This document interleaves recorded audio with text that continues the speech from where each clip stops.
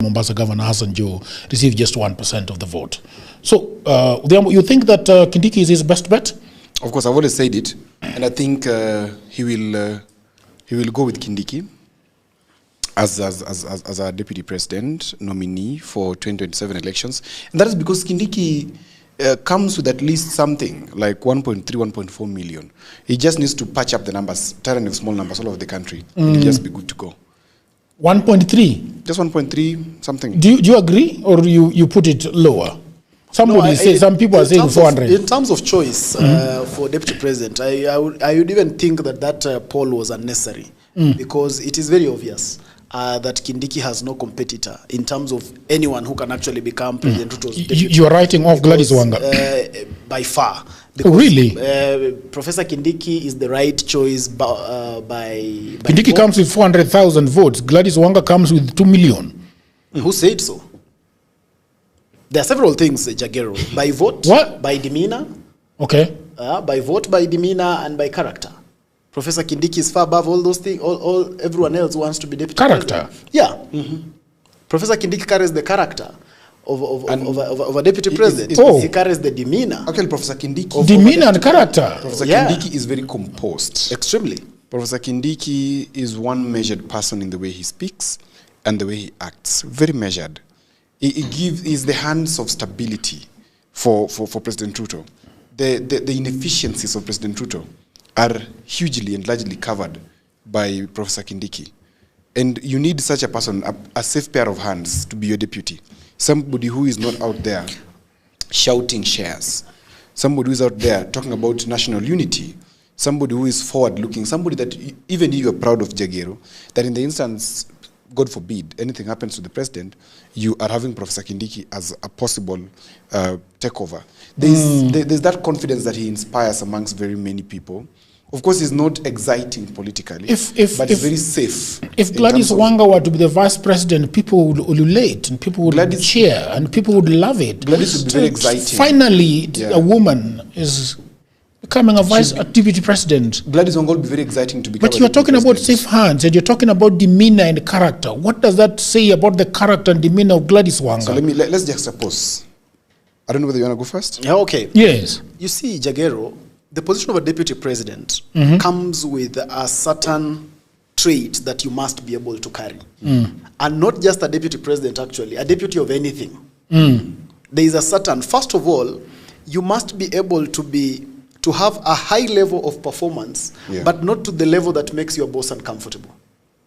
Okay. Now, that is what I say when I'm talking about the demeanor of Professor Kindiki. Professor Kindiki does not arrive anywhere with President Ruto, and you can confuse who is the president and who is the deputy. There is no chance for you to confuse, even if you are left with the two of them alone. Yeah, now, that is a good thing for a deputy. You look at his character. He's very measured, the way Odhiambo puts it. Very measured, not controversial. He knows what to say at what time. And at every juncture, he remembers that he is actually a deputy president. And he knows that between deputy and president on his title, deputy is more pronounced than president. He's constantly aware of that. So you look at where he's coming from and his voting bloc. He is from a part of the Mount Kenya region. Now, he comes from the Mount Kenya East, which has not had this advantage before. So politically, it makes him very, very relevant to these people, and therefore he can galvanize that vote block in entirety. And therefore it leaves him with the rest of Mount Kenya, which he can try to penetrate. Okay? But leaving him out politically means you destabilize the Mount Kenya East, and you justify the rebellion from the rest of Mount Kenya. So the loss is double-fold. When you look at a person like Gladys Wanga, Jagero, first of all, Gladys Wanga does not carry the demeanor of a deputy.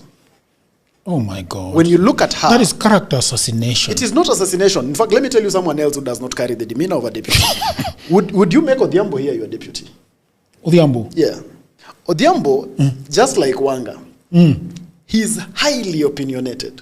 Okay. Okay? He's not, you will not put him in a room and he will just, he can be able to dim himself. He'll have to do a lot of work to do that. So when you look at Gladys Wanga, she does not carry that. She's the person who She wants to be seen, she wants to be heard, and she wants her opinion taken very seriously. And you will look at her, even when she's arriving somewhere and whatever, she really, she wants that to be felt very much. Now, when you are like that, you can stand a chance of wanting She will be competing with the president. You would want, you'd almost want to outshine your boss. Now, that's not the character of a deputy. That's not how you should be. That's not the demeanor you should carry. So for me, Gladys Wanga would even make better sense as just the governor of Homa Bay than making her deputy. Her life would be very uncomfortable. She'd be squeezing herself too much and cutting herself too thin to a demeanor that she is not used to. Some of the people, Jagero, you have to understand that for anyone to be a deputy, first of all, it must be a person who is used to instruction. A person who is not used to instruction, taking instruction and executing, cannot make a good deputy, not even of a funeral committee. Well, let me chime in. So first of all, let me begin from, we can't compare Kindiki to Wanga. These are two different people. Kindiki is excellent in his own way. Wanga is also excellent in her own way. I believe Wanga can easily become a deputy president. The challenge is, Wanga needed to be made by her community. But they have failed to institutionalize. They've failed because I've said it from when Raila was still alive, that I thought Wanga would become a very good deputy president for President Ruto, holding brief for Raila. But the squabbling within ODM and the lack of intentional and willful organization to sit as a community and produce one of their own has denied Luo Nyanza the chance of getting that position. Now, is Wanga somebody who takes instruction? Yes. Have you ever talked to Wanga? You will get the interesting thing, how she talks. Very calm, very collected, because even becoming the governor of Homa Bay was not by her own making. She was actually heavily endorsed and heavily helped by Raila Odinga and Magwanga to become the governor of Homa Bay. Now, that's set aside. The reason as to why maybe Odhiambo may not become a deputy president is because I've never been number 2 in my life in many situations. And there's a Swahili Tarab song that I like listening to. And that lady sings that, huwezi kuliziba jua.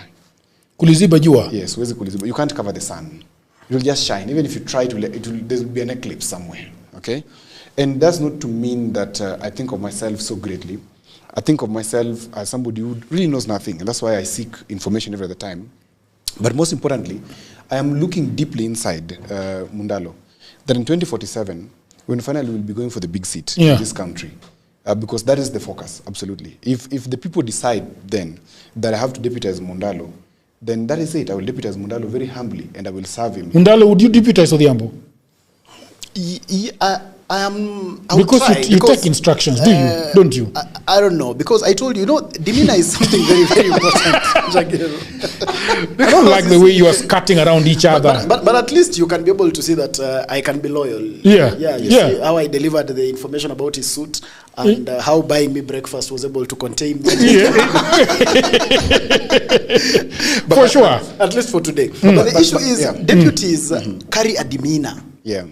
Jagero, it's a demeanor. It is something that even if you try and place someone there, they would have to really train and be conscious about it for them to execute. Are you saying that for you to be a deputy president, your light must completely dim and allow the light of the... You must follow Robert Greene's laws playbook of power and understand that you are a fly on the wall. You are there to be seen and not to be heard. You are there to support. There are also deputies who are very loud, but have served well. I can give an example, because there's a place where they hold. Look at Kibaki coming into power. He had a very loud deputy called Kijana Wamalwa. Was very loud, speaking the Queen's language. Very nicely. After him came another moderate one, but also considerably loud compared to Kibaki. That was Mudi Awori. Fairly loud. If you look at Kalonzo, compared to Kibaki, Kalonzo was very loud, but very effective. Now, I believe, if you look at in terms of deputy governors, one example that I like giving is also this guy called Savula. Savula of Kakamega. Savula of Kakamega is very loud, but very effective. And if you see Savula, he stays in the office of the governor and waits for instructions by the governor. The governor is a silent person, is a worker, bureaucrat by excellence. And he waits, Savula waits for orders and implements those orders, despite the fact that even politically, Savula could be stronger in terms of how he puts himself out there. Also considering that Savula is a UDA person, but Fernandez is an ODM person, but they're serving concurrently and nicely. So yes, you can be very strong character like Wanga, but can we learn? Yes. Can people be trained? Yes. So I believe, given the chance, the lady can do something proper in this country. Perhaps knowing when to hold and when to fold. It is essentially by political science. People who are strong leaders only are able to become successful deputies when they become thorough political science students, and then they operate by the dictates of power. The Robert Greene playbook, knowing what to do, when to do it. But then we have people who don't need it. They are naturally deputies. They have that demeanor, they have that character. Like Moi. You get? Yeah, they have that. But then we have others who, like President William Ruto, was a deputy. But did he necessarily carry the demeanor of a deputy? I don't think so. He was a co-president. Yeah, literally. He was just a good student of Robert Greene who understood and put political science at play, and he used that for elevation to the next stage. Because now when you compare to now people like the ones Odhiambo has just talked about in the Kibaki time. Yeah, Mudi Awori one of the greatest advantages that President Kibaki then has at that time, first of all, is his age. Okay, so most of these people, the Kalonzos, the whatever, they are way younger than him. So there is also the respect that is natural. Yeah, he gets that advantage that he's an old man who has very good experience in the politics, and so many people around him, no matter how loud you will shout, it will not go anywhere because of his political experience. Shall